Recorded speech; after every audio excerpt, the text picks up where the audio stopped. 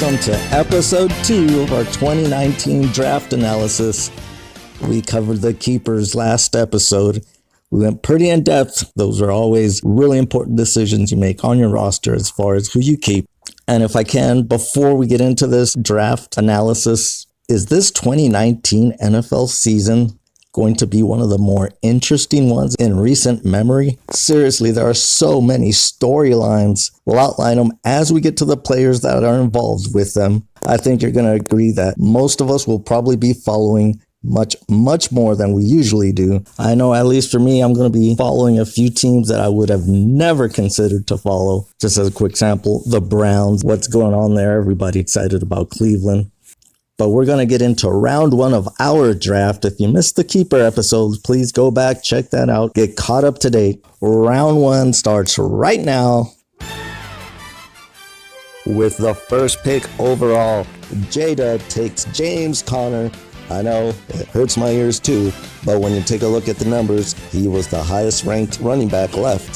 Melvin Gordon was available, but at the time, his contract negotiations were at a stalemate. It looked like he was going to miss at least the first few games of the season. It hasn't gotten any better. He may miss more than a month's worth of games, so J-Dub stayed clear of that landmine. And J-Dub begins the action with James Conner, the number 1 pick in our draft. How do you go from drafting Le'Veon Bell to drafting David Johnson? Easy. The commissioner lets a rules infraction slide, doesn't tell anyone. You get blindsided by that news at the time of your pick and are put on the spot. So much for having a deadline to name your keeper. With the expressed intent of having all the information available and being prepared before the draft, par for the course for the PVFL. Juan Guzman gets stuck with David Johnson at number 2.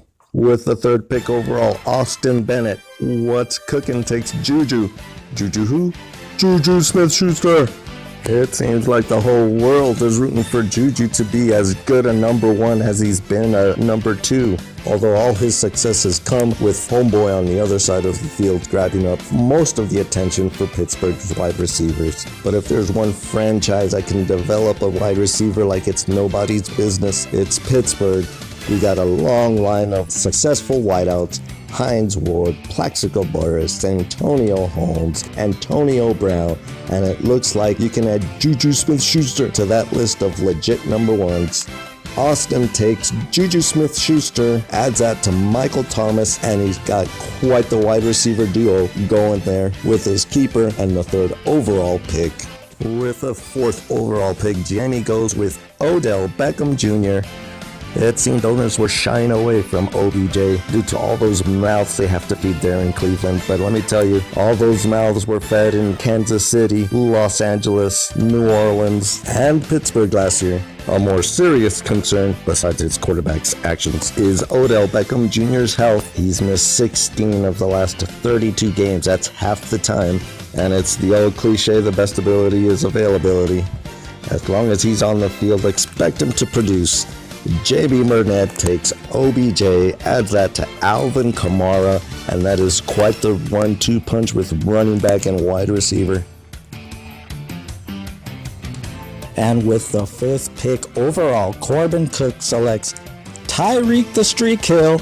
And oh, how did this one get by Austin? Juju has a lot of promise, but that's all it is right now, promise. Chances are he's gonna be good, he's gonna be legit. But you have an already established number 1 receiver here with Tyreek the Streak Hill. I guess I subscribe to that more Bill Belichickian type of philosophy with veterans. Better the devil you know than the devil that you don't. But hey, it's Austin's team. Corbin pounces on the misstep and wraps up Tyreek the Streak Hill and adds that to his favorite player, Saquon Barkley, the Wrath of Quan. Although how you can have a favorite player off another team and still be considered a Redskin fan is beyond me. But Corbin Cook scores with Tyreek the Streak Hill. With the 6th overall pick, our newcomer to the PVFL, Jared, selects Travis Kelce, the funniest man in the NFL. Taking a tight end is a rare step here in fantasy, but at least you took the best one. I think now that Gronk has officially retired, Travis Kelce is the number 1 tight end. he could probably score like a number one receiver. Geez, even last year with Gronk in the league, Travis Kelce was probably considered the best tight end in the NFL, but out of respect for the GOAT of tight ends, Rob Gronkowski, we wait until he retires to anoint Travis Kelce as the best tight end. Zach Ertz might have something to say about that, but Kelce's been doing it far longer and better. Jared goes unconventional and takes Travis Kelce with the 6th overall pick. With the 7th pick overall, Ethan Taylor selects Mighty Joe Mixon from Cincinnati. He put up some impressive numbers last year. Did you know he finished 4th in rushing yards, 6th in touches, and ended up as the 10th ranked RB last year? And this is notable because all these numbers were compiled in only 14 of the 16 games last year. He's young, he's a workhorse, and with AJ Green's injury, they may rely even more so on Mighty Joe Mixon. Ethan Taylor, he scores Mighty Joe Mixon with the 7th pick overall. With the 8th overall pick, Commissioner John selects Mike Evans from Tampa Bay. Mr. Inconsistency himself. Here are his season-ending touchdowns. 12, 3, 12, 5, and then we'll meet you halfway at 8 last year. No Fitzmagic to get a boost this year at the beginning of the season, but what does save him is his size and his use inside the red zone. He is number 2 in all of the NFL with red zone targets. It seemed there were better wideouts out there, but John goes with Mike Evans from Tampa Bay with the 8th overall pick. With the 9th overall pick, newcomer Julio, he takes Dalvin Cook, Minnesota running back, and there was so much high expectations when he came into the year. You haven't heard too much of him because, well, he hasn't really played too much. Only 13 games he's played in his first 2 seasons. That has got to be concerning. But when he's in there, he is the clear number 1 running back for Minnesota, which is more that can be said about other teams. With a whole offseason to try and heal up his injuries, if Dalvin Cook stays in, he will deliver points.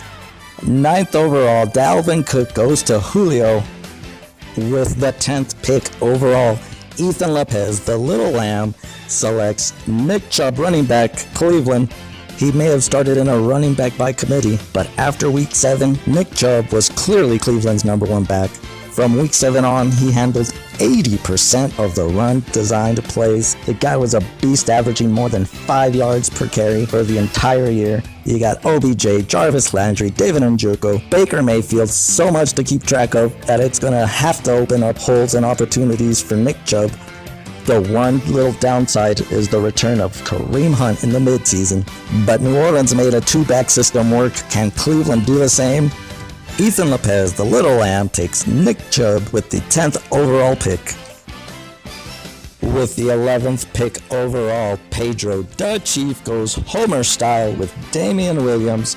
There's so many more running backs, higher ranked and more dependable. Definitely a Homer pick.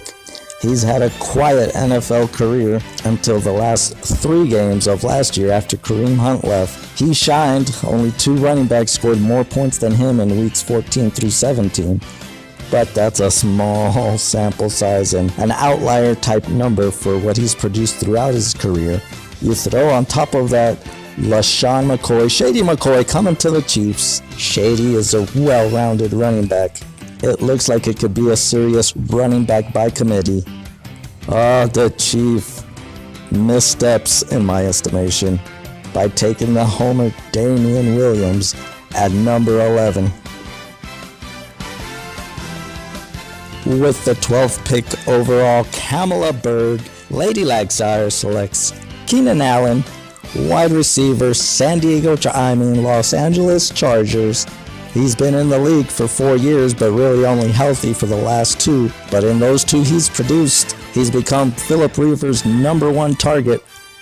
All his fantasy points, however, come through sheer volume, meaning receiving yards and receptions. Not a lot of touchdowns, 6 at the most. But more targets, more opportunity, more volume means more chances as turning those receptions into touchdowns. If that happens, look out, AFC. The guy's 27 and in his prime. So Kamala takes Keenan Allen, wide receiver, Los Angeles Chargers. And there you have it. Round 1 of the PVFL 2019 draft. To surmise, J-Dub, Jonathan Walton, he selects running back from Pittsburgh, James Conner. Juan gets stuck with lowly David Johnson. Austin Bennett, what's cooking? He takes Juju Smith-Schuster. Jamie goes with wide receiver from the Cleveland Browns, OBJ. Corbin Cook, he takes Tyreek the Streak Hill. Jared, he selects the funniest man in the NFL, Travis Kelce. Ethan Taylor takes Mighty Joe Mixon. Commissioner John selects Mike Evans, wide receiver, Tampa Bay. Julio goes with Dalvin Cook, running back, Minnesota. Ethan Lopez, the little lamb, takes Nick Chubb, running back, Cleveland Browns. Pedro the Chief sells his soul and takes homer pick Damian Williams. And Kamala Berg, Lady Lagsire, she selects Keenan Allen, wide receiver, Los Angeles Chargers. Round 1, there it is in the books. We're going to take rounds 2 and 3 and then provide a highlight of the picks after round 4. Stay tuned for that. The season starts in just a couple days. It's the most wonderful time of the year. To everyone out there in the PVFL universe, we say good night from league offices.